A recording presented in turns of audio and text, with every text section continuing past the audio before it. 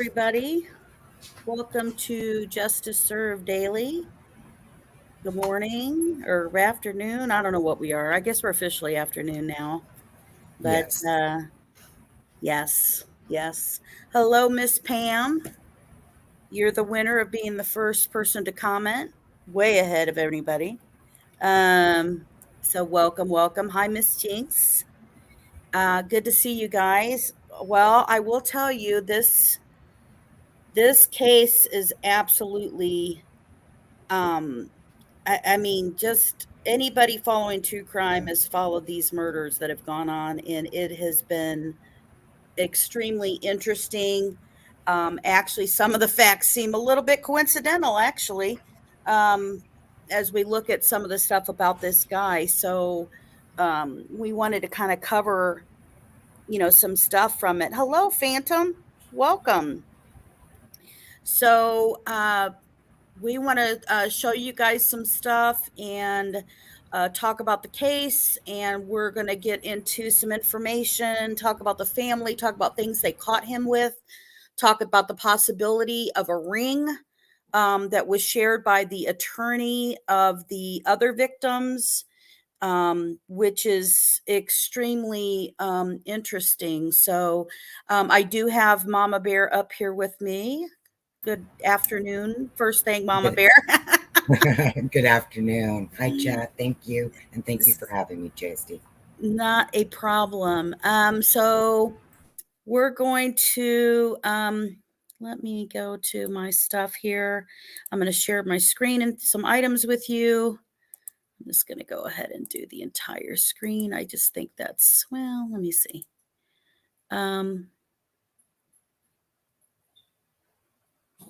Yeah, I think I'll go ahead and show the,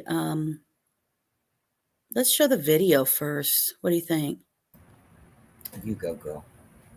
Let's do that one because I think the video is really good. And then we'll clip, and then we can clip into this. So let me share this with you guys first here. And we're going to watch this. This was from the district attorney, in that when they did the press conference about him, that they talked about a demon that walks among us. And I know some people call him the Gilgo Beach. To be honest, I never called him that. I always knew him as the Long Island serial killer.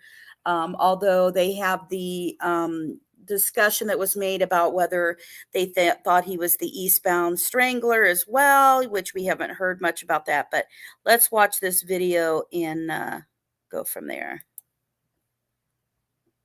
Hopefully. And taken to a Long Island courthouse today in a case that has confounded investigators for more than a decade. HEUERMANN is a demon that walks among us, a predator that ruined families. Victims' families tearful as authorities announced the 59-year-old father and husband was charged with first and second degree murder of 3 women, Melissa Barthelemy, Megan Waterman, and Amber Costello. Their remains discovered within a quarter-mile stretch near Gilgo Beach back in 2010.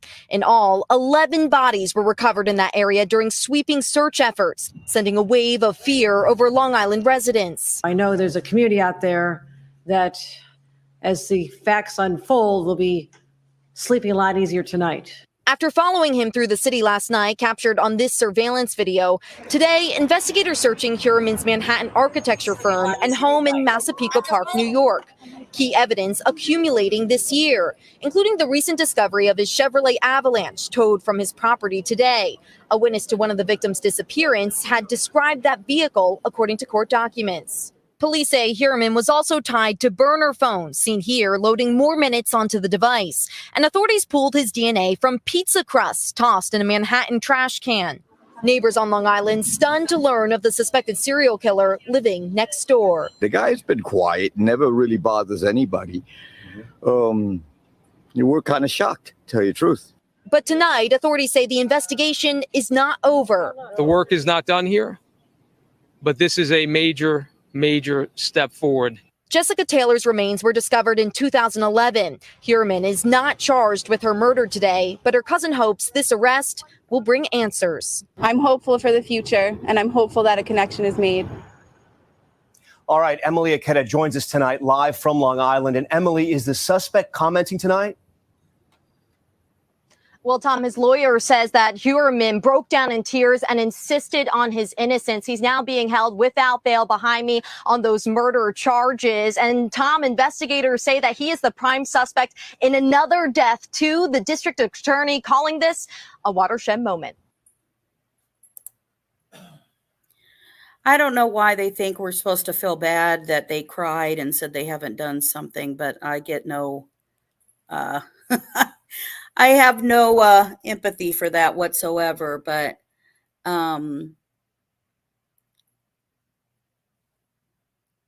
let's see. Let me go over to our info for you here and share that with you.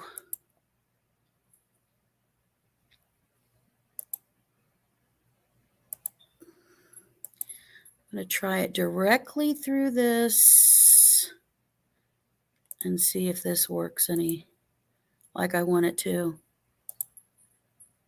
Okay, so we all know that well, I shouldn't say we all know.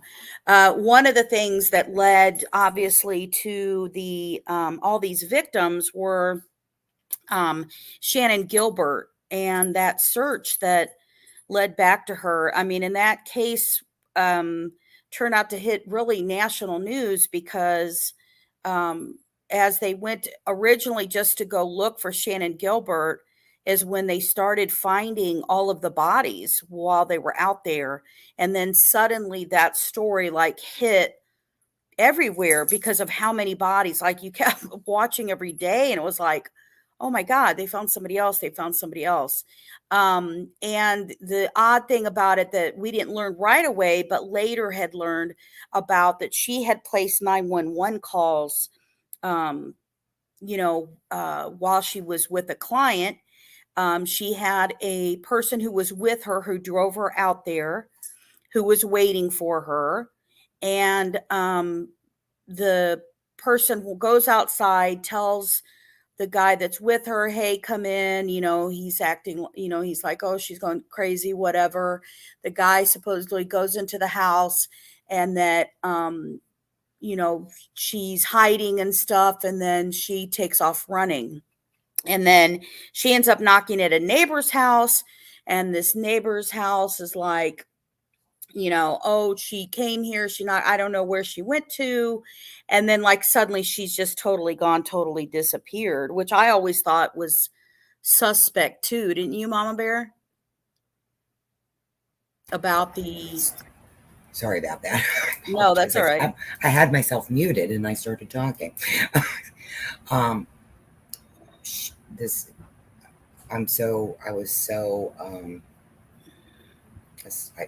was so astonished, actually, to be truthful with you, but I was so happy that, in a way, that the calls, I'm not sure if this is where you were leading or not, but her calls, thank the Lord, helped, find and start this whole case up and so forth. Yeah, yeah.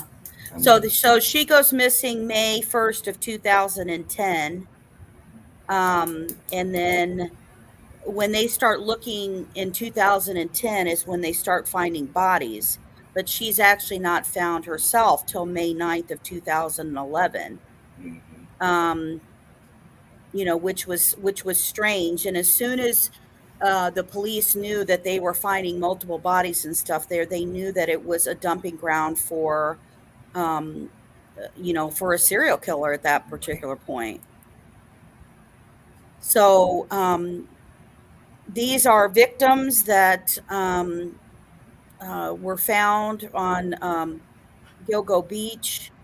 When you look at, where they were trying to find, I mean, where he lived in Massapequa is just across the, over on the other side here of this Gilgo Beach area. So he's right here living.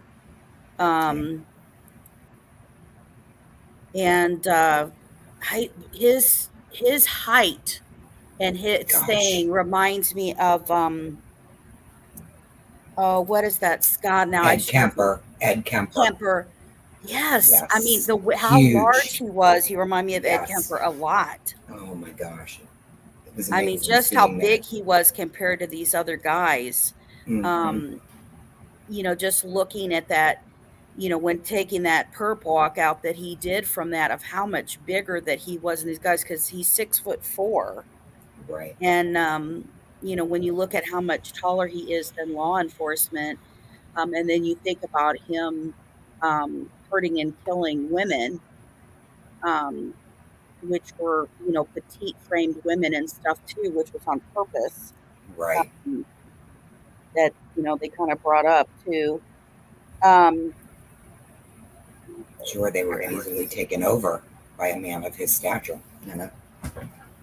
Person, I so should say. So to kind of take some information of things that were found out from him and that was heard and that was shared. And because we cover Delphi so much, there's a lot of stuff, especially when we get into the burner phones and things like that, that so remind you, and it's not even Delphi, honestly, but how when you hear something about a killer and some of their things that they're doing and stuff like that, you're kind of like, oh my God, that sounds familiar to another case that you've seen what suspects have done. And that's kind of like the case here, Hmm. Yep. What's amazing to me is that this case has gone so long unsolved, but they had just formed this task force on February 1st of 2022. And then they shared the suspect identified in a database through this officer on March 14th. I don't know about you, Mama Bear, but I was kind of wondering if that was maybe sort of like an Orion system collection. Very strong possibility, and you just covered that, what, a week ago? So, yeah, very interesting. Yeah.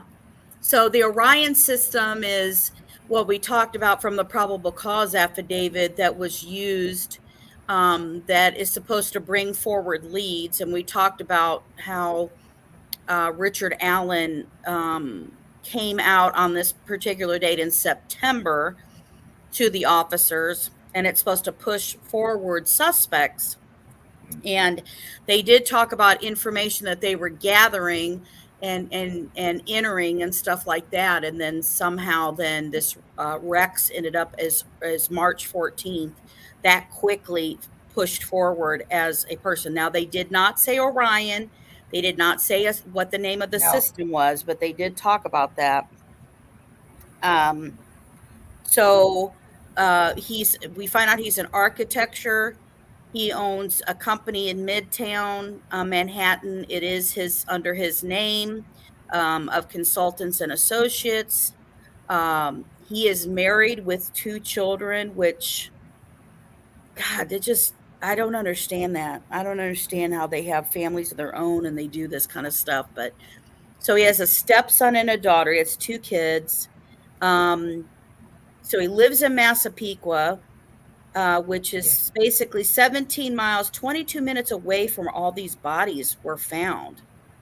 Right there. Which, the attorney for the other victims had commented, and even, there was other people saying as they were waiting for this announcement to happen, the press conference at 4 p.m. yesterday, where they were talking about, how serial killers will leave bodies in areas they're familiar with. That's where they're going to feel comfortable in Getting in and out of. yeah, not feeling unusual to be out of there or whatever. But Mhm.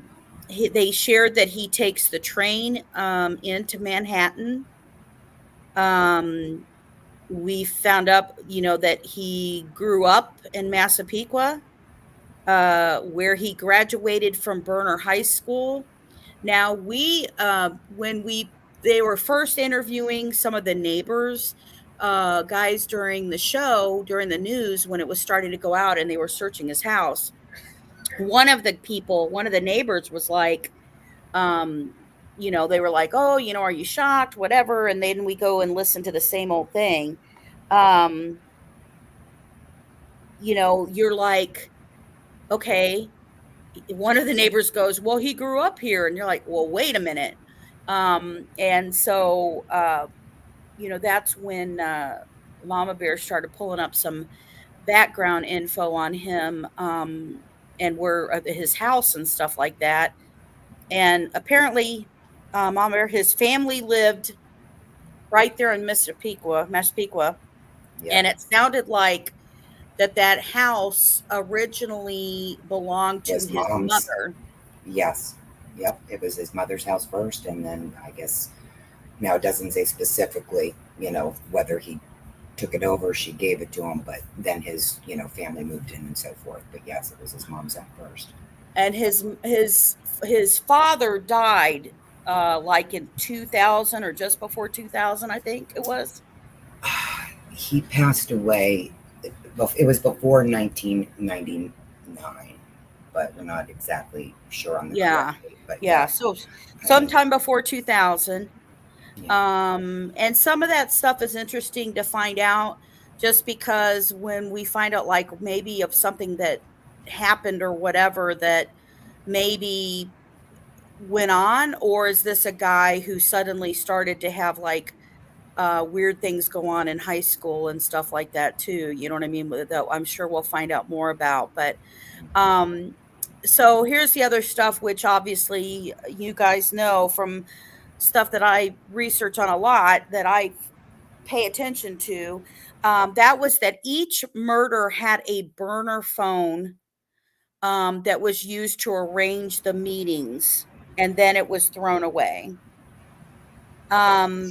So they also, in order to get them, they compared the victims' phones with the burner phones showing that Massapequa area, and it bounced off of 4 towers, and then it showed even his personal cell phone that they could track in Massapequa Park, and in Manhattan, and that they were in common with the burner phones where they were actually located. So even though the phone may not be active, that his own personal phone may be sitting there at work, for example, while he's using that burner phone, or it's sitting there at home with him while he's sitting there using a burner phone. So I'm amused by this, because these guys who think that they're going to completely hide everything from the burner phone, that's it's not going to happen. We can find that stuff now. And I'm glad that they can do it. That's something we talked about recently. Actually, I think last week I even brought it up about Your the last show. IDI versus Mhm. MEID. So it may not give the actual locations from where they are, right? If I know, I'm going to throw Jinx out there as an example. If I know that Jinx owns a phone and its phone number, blah, blah, blah, and then I can sit here and I can locate Jinx's phone, or maybe Jinx loses her phone, and we can find, this is the phone, this is Jinx's, and this is where it's located. You can't do that with the other phone, because those aren't registered phones. Their burner phones are not registered on purpose. Now, they can't trace, like, okay, this location, this location, this location. But because of the MEID in these older burner phones especially, they can trace, when they do a trace of, okay, we had this crime happen in this area. Let's find all the numbers that were pinging off of these cell towers. And they'll easily mark off, okay, here's this person, these are people who live here, we've already checked them. And then they get down to an actual burner phone. And that's how they can, you know, uh, end up locating. So yes, Jinx, thank you for being my guinea pig right there. I appreciate that. So he also looked up compulsively pictures of the victims and their relatives, sisters, and kids, and etc. And that is so sick. Yes. I mean, it's crazy to me how much he wanted to bother them. Right. Torment. So he also did taunting phone calls to the victims' families made by the burner phones, traced to Massapequa. So again, sometimes he would actually use the victim's cell phone and call the relatives from there. There was one with a sister who we would literally call them. They had a DNA hit on that was found on, or I'm sorry, they had a DNA hit, but it was on hair that was found on camouflage burlap sack of one victim. And then now all of these victims were I hate to use this phrase, but basically they were dumped. They were tossed out in burlap sacks. That's what these 4 have. And they keep calling this the Gilgo Beach 4, right? That's what this group is being called. So, and but he's being charged with 3 of them. So one of the victims had a hair that was found on the burlap sack. The second of them had it on a belt buckle. And then the third one, it was on a leg and on tape. So they end up comparing this DNA on a pizza that he threw away in Manhattan from while he was at work in 2023. They watch the trash can. They see him throw out. By the way, if you see how big he is, he ate that whole damn pizza by himself. They also had mentioned that they got DNA from his wife and children. And one of the comments from one of the detectives is that it sounded like even one of the hairs may have been the wife's, his actual wife's hair that would have been on an item, just from leftover for wherever these would have been kept. So the hair itself could not be used back when they found it on regular DNA. So they had to use that mitochondrial DNA, which thank the Lord for that stuff. I mean, it's just, Absolutely. I mean, what's sad though, guys? I don't know how you feel about it, but right now, also though, because of DNA, because of forensics, which I think is wonderful, we have caught so many people who've never would have been caught, and we have so many people who these cold cases would never be solved.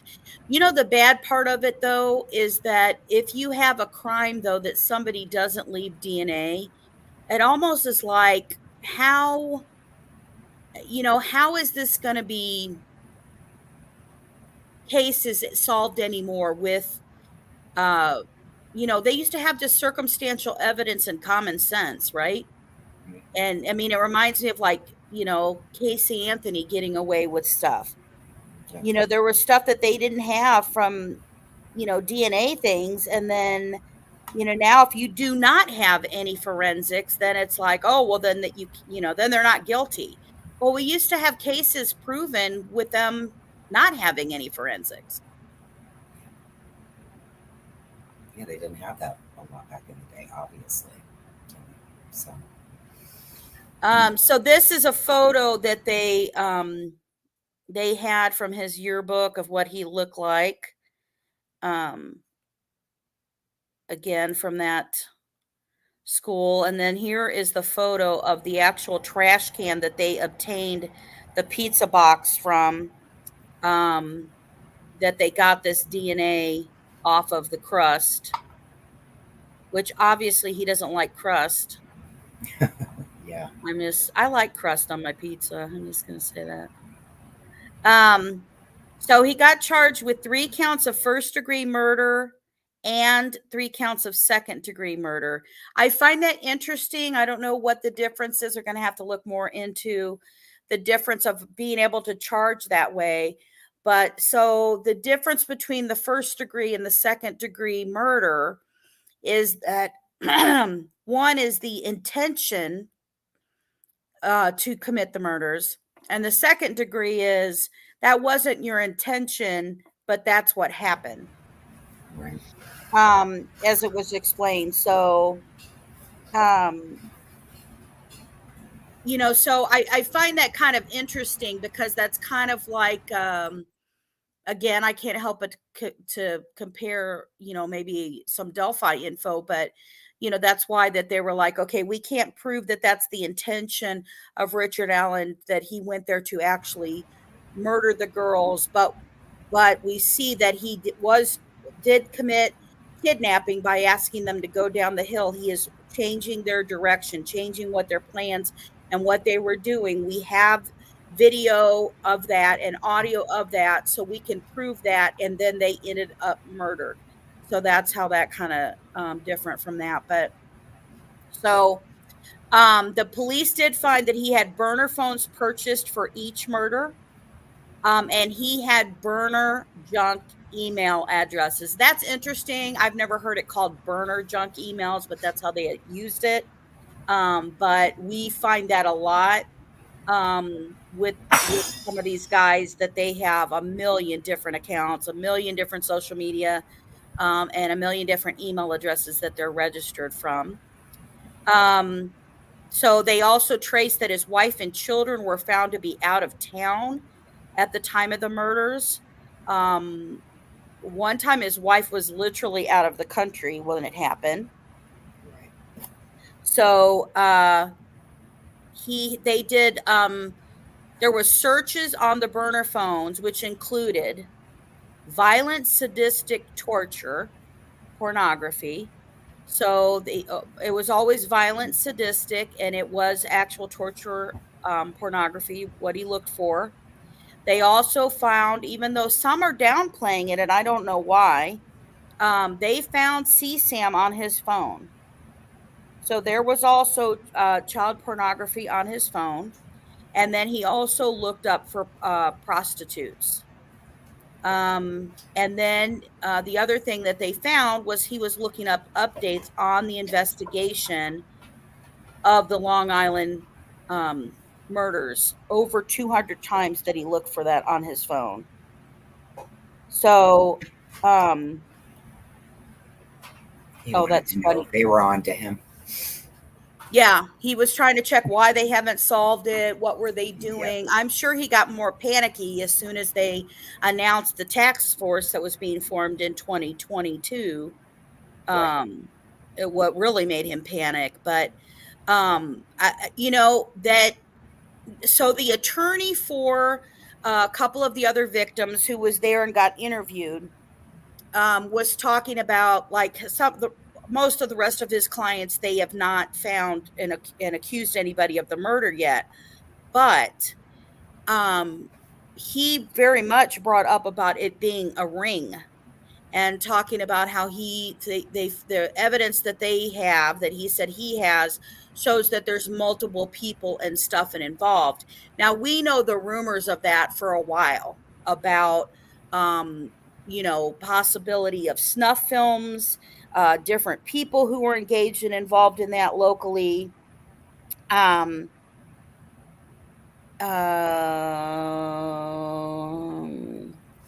You're right, Jinx. Yes, he had been closing in on him for the past year.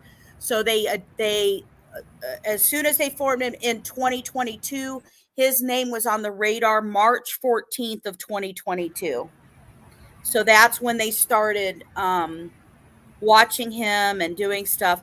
And they had talked about, which is interesting, and maybe this will come out later, they had talked about that they were still getting information because they've only charged of 3 of the 4.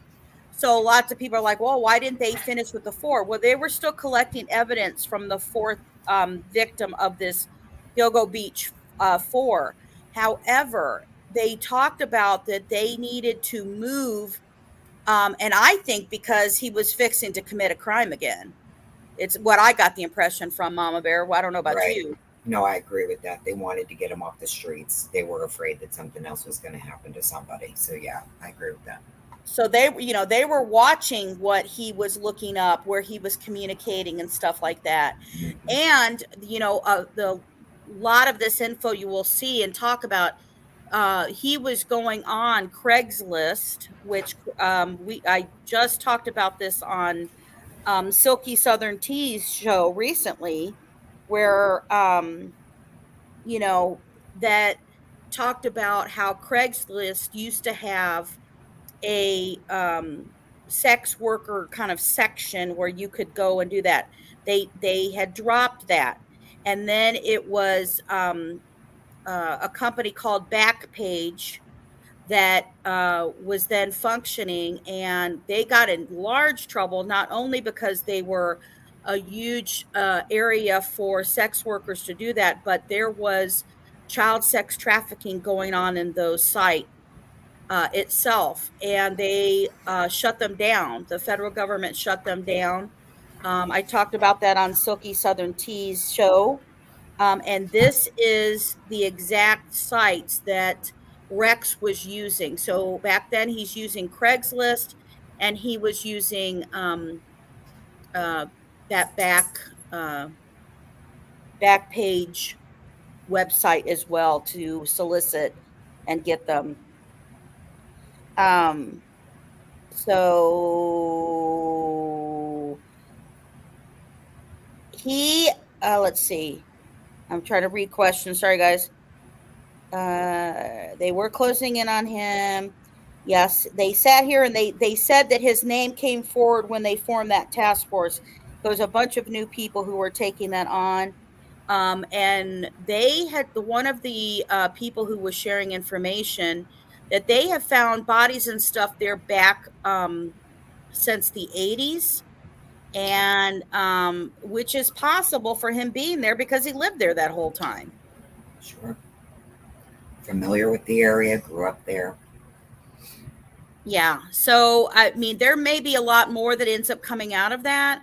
I'm sure that there could be some child sex trafficking that's engaged and involved in that. And when I talk about these victims and some of their info, I think there's something obvious to notice from that too that we're going to go into. But so they did the search warrant, conducted it on his home and his workplace. That is still going on as we speak. It is still, they are still removing things. But items already that they've already removed is his truck, is his freezer, and they got his last burner phone. So they are continuing to get more evidence. And so there's going to be a lot more that comes out. Now, I will say about the freezer part, when we first heard about the freezer and we were all yapping on Discord while this was all coming out, one of the memories that I had about the case that popped up to me at the time was that there was a girl who had been missing. She had been missing for a while. And then all of a sudden it was announced that they found a body of this missing girl. But when they found her, they were shocked because she did not seem to be decomposed that bad for being as long as she had been missing.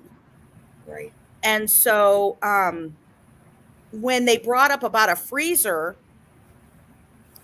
that part I was like, well, that's interesting because, okay, why would suddenly somebody be in maybe a burlap sack that wasn't done before? Because this could be a guy who just alters his way of the way he's dumping bodies and the way he's doing things. Or, is it a total different person who has a different technique? But you're going to sit here, and if you put somebody in a freezer, you're going to delay decomposition. You're going to delay when they're looking for them, right? They're right now looking for a missing person. You hide them. They don't find them right away. You go back later when the heat's not so bad, and then you go dump the body and stuff off too. But one of the things that a witness had said was about a first generation 2010 black Chevrolet Avalanche truck.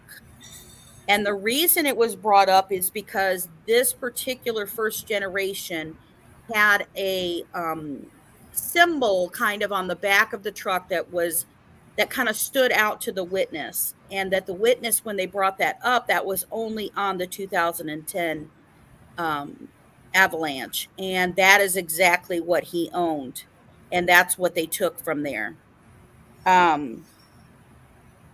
They sat here and they had a grand jury formed to maintain, they said, integrity and secrecy in the case. And they really talked about what led to them is these victims from July of 2007 to September 2010, buried in the same area, all very petite. They're very, very small, meaning in height and everything. Bound at the head and midsection and legs. And then they were wrapped in camouflage burlap, which that was new. Before, everybody always knew it was burlap. And people assumed it was kind of like a burlap, regular kind of burlap material bag. But it was camouflage burlap that was used for duck blinds for hunting. And so that was kind of a total new revelation. Yeah. So they talk about the database. They look on September 1st. A witness had met with him. So there was a person who had basically set him up, that he would pay, and then some people would come in and they would rob him for the rest of his money. And so they stated that this guy that they did this to was about 6'4", 6'6", very tall, dark hair, had glasses, and he is 6'4". He does wear glasses. He did own the truck that witnesses had said when the girls had got picked up, and that he lived and worked in the areas the pings happened. And then, of course, then you add the DNA. Exactly. So, I mean, once you get DNA, it's a little bit hard to find. I will say that the defense attorney that was assigned to him got the case 1 hour before he showed up to court, which we all know that he's going to end up paying for his own attorneys, but he sat here, and so this attorney's being asked all these questions. He's like, I don't know anything. I don't know what evidence they have on him. I just got the case an hour ago. And, he said, all I can tell you is that while he was in there, he was crying and he was saying he's innocent. It's like, okay, well. Yeah, they're always crying and they're always innocent. Yeah, it's amazing. Yeah. So let's look at the victims of these, what they're calling specifically the Gilgo Beach 4. But as we go in there, one of the things I do want to talk about, though, Mama Bear, before I forget, is really kind of the information that we found on his wife. So, yeah. Because it was odd because, they said he was married and all that, mm-hmm. But again, he's living in a house that was owned by his mother and father. His father passed away a long time ago. He's living in that home, but his wife has a total different address that she's had for quite a while. Yes.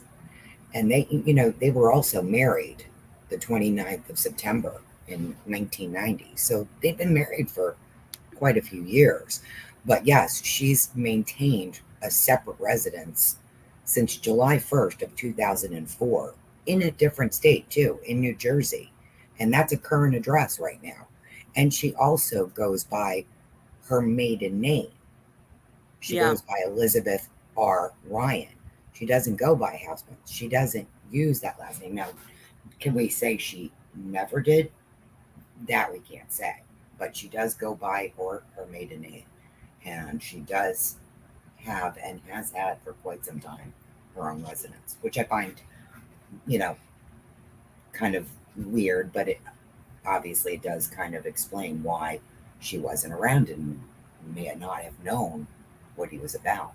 Right. Or on the flip side, correct, just kind of a little, this, just in my opinion kind of thing, maybe she was kind of sick of being treated a certain way. Who knows? And maybe she decided, I'm not going to put up with this anymore. I don't want to get a divorce, but I'm going to get my own residence. You know what I mean? So maybe Yeah. he was showing some type of behavior, to her, and she just didn't want to deal with it anymore. Who knows? Yeah. You know? Well, I mean, obviously it could, I mean, who knows? A lot of times they can have different residents, right? They could Sure. have different residents and stuff like that. And they'll have multiple locations where they may live, especially if maybe this house belonged to his family and he goes in and he takes that over and then she's over there. But it sounds like she traveled quite a bit, and including out of country, and she wasn't around when these were happening, which they found, which was another big part of the evidence, that every time she's going out of town or with the kids or anything, going anywhere, these are happening. And so, that part I find pretty interesting, and obviously, I mean, it could also be a problem that she knows, maybe she's aware, not happy, but aware about that he's, or caught on maybe that he's seeing prostitutes, but Sure. not that he's killing them. You know what I Or mean? But watching pornography. She's not, she doesn't like that, yep, Any of absolutely. Sure. So we're going to look at the facts with these, the 4. Now, remember, he's only charged with 3 of the 4 murders, because they weren't finished with collecting info, the last of the evidence for the 4th one, but they really kind of implied that they needed to move quickly. And they didn't specifically say, but it sounded like, they did say he was still contacting, still making stuff, and he had another burner phone. And I think that they were worried that he was fixing to commit another murder, so they moved quickly on it because of it. So we've got Maureen Barnes. She was 25 years old. She was from Norwich, Connecticut. She was under 5 feet tall. And the reason I'm bringing that up, if I have that info on them, is just because when we have somebody who is looking, and look how tall he is, he's 6'4". So when you have somebody who's looking at CSAM, which they said, and especially torture, CSAM, all that type of stuff, and he's looking at stuff for children, a lot of times they try to find somebody who looks like a child, if not an actual child from sex trafficking, right? But if they do have one, they try to get somebody who is very, very petite, very small. So she was believed to be the first victim of the Gilgo 4. It is believed that she took Amtrak train from New London to New York City, July 6th of 2007. And Mama Bear, you're more familiar with that area than I'm there. Is New London very far? No, it's all like in the same area. No, Okay. it's not far at all. She used Craigslist and Backpage, which I just mentioned before. Those are the 2 that I kind of mentioned on Silky's show. I may do a show just on Backpage to let people know about the CEOs and executives, because that, again, Backpage was taken down for them not only having prostitution but child sex trafficking done on their on Backpage, covering up, making millions and millions of dollars from it. And it got taken down during I don't know specific what year, but during the Trump years, it got taken down and they seized everything from them, and was taken. But she stayed in this particular time, she stayed at a Super 8 motel on the West 46th Street and the Red Roof Inn on West 32nd Street in Manhattan. She would sometimes travel with another woman along with her, also sometimes with a man who would provide security. She traveled with other woman the weekend she went missing, but the other woman returned home early. So on July 9th, she called a friend in Connecticut just before midnight and stated that she was going to meet someone outside the motel, which was not her normal practice. That's not how she normally would do things, but that's what happened here. And then 5 days later, she was reported missing. So we're looking at this in July of 2007. And then on December 13th of 2010, her body was found on the north side of Ocean Parkway near Gilgo Beach. So, and let me say this, I know that these, some people talking about these victims, try to be disparaging about them, or that, kind of like, well, that they were, working as prostitutes and blah, blah, blah. Here's the thing. No matter what a victim does, nobody deserves to be murdered and their case not solved. Absolutely. They're still daughters and sisters and mothers and young girls who, no matter what the reason is, ended up becoming victim of this man. And I am sure there's going to be a lot more that we find out about. So this is Melissa. She is 24 years old. She was from the Bronx, New York. She was 4'10". She went missing July 12th of 2009 after last seen at her apartment. So she used Adult Friend Finder and would meet clients at bars, restaurants, and hotels on Manhattan's West Side. And she had told a friend she was going to meet a man that night and would return in the morning when she went missing. So her mother ends up reporting her missing on July 18th. So this is like 6 days later. Her cell phone records show that she went from the Bronx to Manhattan, probably in a taxi, on July 12th. Investigators revealed that her cell phone pinged in Freeport, Massapequa, and Lindenhurst. And then this is the poor girl who her sister began getting a series of taunting phone calls from a person using her cell phone after she went missing, and they believed that it was the killer. And it was showing that it was located near the Port Authority bus terminal in Manhattan near Penn Station. And there was just too much traffic for them to be able to try to identify specifically who the person was. But most of the time that there were taunting phone calls, they were always made at the same time, in the afternoon, the middle of the day.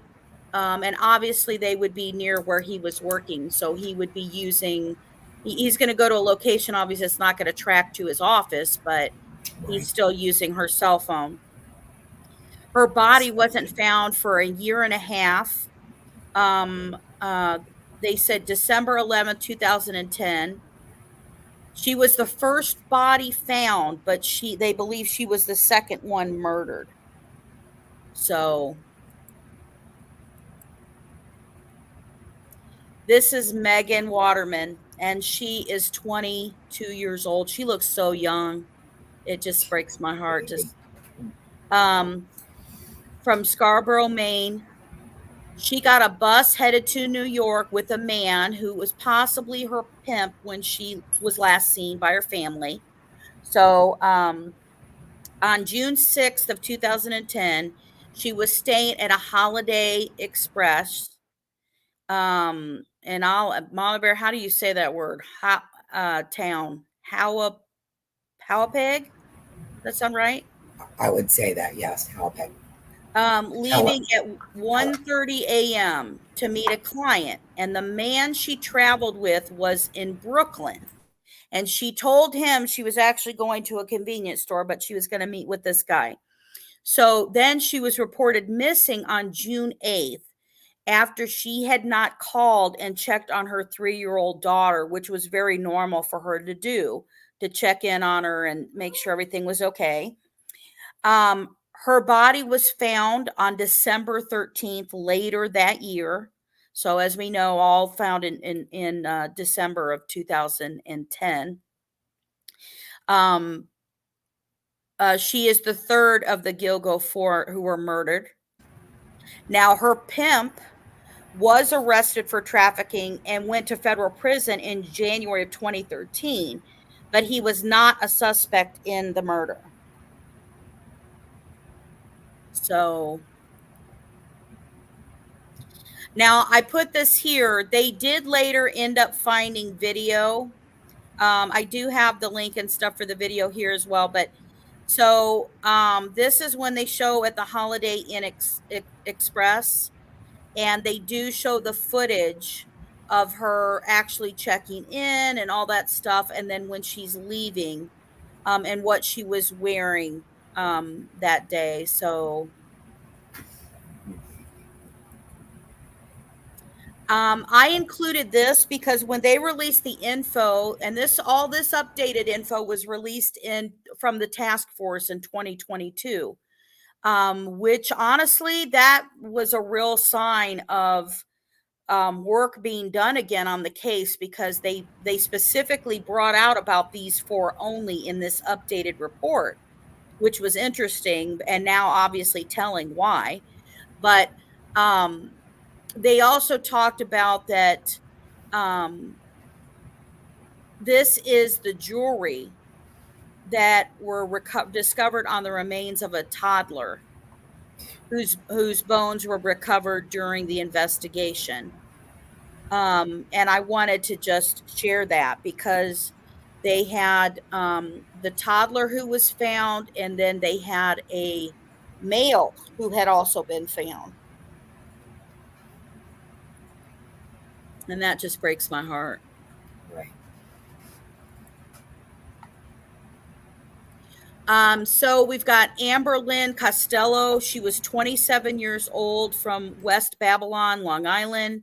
She had moved from Clearwater, Florida to New York.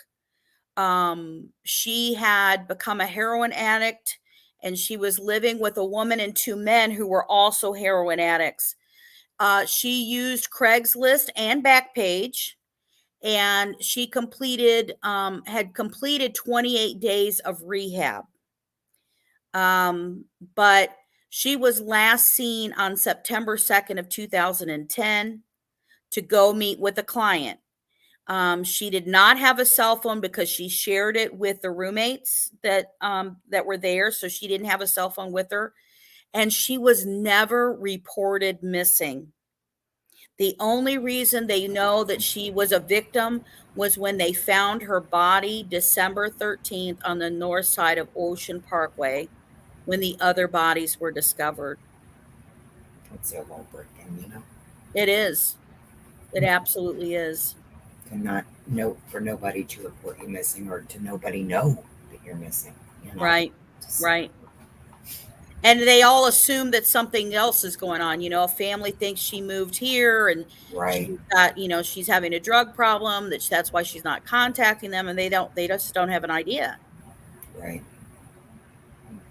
So this is interesting. Now, they released this back when they were talking about the updates for the case, and this was new information at the time.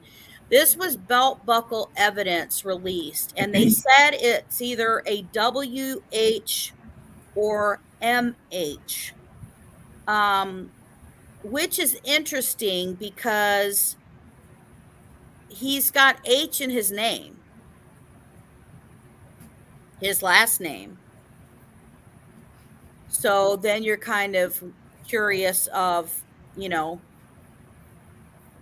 which of those did it mean? And it was found and left behind. They didn't give specifics of why, but I mean, it could have had like the M could have maybe stood for Mr., right? Like maybe Mr. whatever. I don't know about what the W, but and then his last name. I don't know. This is the picture of when he got married with him and his wife. It was done in the papers, and that's kind of I don't know necessarily that people do that anymore, but back in the day, people used to release stuff to the news about you getting married and updated photos and stuff. So I think everything's done online anymore, JSD. oh yeah, I think so too. Hold on, make sure I get this. Okay, so here is the picture of his house, which I will let you know, Mama Bear thinks this house is ugly as hell, and that he is an architecture, and why was this house not better? Better. I mean, I'm sorry. I mean, even, they were interviewing people, that grew up obviously near him, lived in the neighborhood and stuff, and they found it baffling themselves that knew what he did and said, but then you look at his home and, it's like, wow. I don't know. Yeah. Well, yeah, because that's also a nice area where he lives. Absolutely. It's a very nice area. The houses and stuff from there are really good. So I don't know. It's kind of puzzling. It doesn't draw in clients, let's put it that way. And let me tell you guys, they are moving stuff like crazy out of this house, like gangbusters. There's stuff going on, because you guys got to think about this. So he has no clue he's on the radar, right? He's done this stuff for so many years, and with him being obviously innocent until proven guilty, but if they've sat here and he doesn't know that they're coming, what are the odds that he has trophies of the murders? Absolutely. Strong possibility. Well, they were saying too, JSD, that he owns 92 guns, and they're in a very large safe in that house, and they want to get a hold of those also, Yeah. And a lot of lot of the guns. victims, there were a lot of victims also, by the way, that when they find them, with such decomposition, the problem is that then it's hard to determine their cause of death, especially being, if they're strangled or something like that, that's hard to determine. Sure. Unless he broke a bone. Possibly. Right. And so, and to let everybody else know, the bodies that were in, other bodies that were found were dismembered. Mm-hmm. All the other bodies and stuff that they were dismembered bodies. So, that's also a different way that, here we have this burlap sacks, and then we've got dismembered bodies and stuff. But like we said, they pulled out a freezer and stuff in there. I mean, why'd they pull the freezer out? And who does that remind you of? Oh yeah. Another weapon. So here's a picture of the vehicle being taken. He still has this. Again, this is a 2010 Chevrolet Avalanche truck. They're obviously going to take DNA and stuff like that from it. And, if there's been a body in there, they can trace scents and stuff from it. If there's DNA, if there's hair, if there's whatever, they're going to be able to find that stuff. Absolutely. So this is the business. They did go ahead and they also served a search warrant on the business as well, taking electronic devices and things such as that. So, this one was done yesterday as well. But like I said, they are definitely still at the home removing items from his house. Let's see here. But I don't know. I think it's interesting of that the great police work that finally, you know, that they formed this task force. They had the New York State Police, the FBI, the local sheriffs, all of those types of things who were, you know, all covering this case, getting all this information together. They said that over this whole year, they've been serving different um, search warrants and warrants to get information and things as that. And that's really kind of, what led to him. But I think it's great that they have for these three. I can't wait for us to see more details and stuff like that of information coming out. Um, I think we're going to learn a lot more. I think we're going to learn a lot more about the possibility of a ring. I will say that there was a another attorney, not the attorney for the other victims, but there was another attorney who said that when they were looking at this, they did think there was a possibility of two potential murderers. At least, yeah. So that's interesting if they think that there's another person. Oh, before we forget, also, the vehicle that we showed got towed from his brother's home Yes. in South Carolina. I want to bring that up. Just because it was said that the truck itself, now I don't know if that's confirmed. We have not confirmed on our end. I'm just saying what was told on the news, that the vehicle, the truck itself, was put in the brother's name.